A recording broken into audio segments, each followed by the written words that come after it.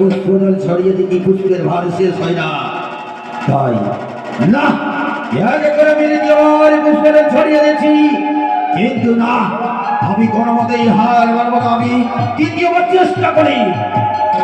ও গঙ্গে Jamuna Godavari Krishna Kaveri সিন্ধু Narmada জলধি সুধর্ষন্তরি Hastina ও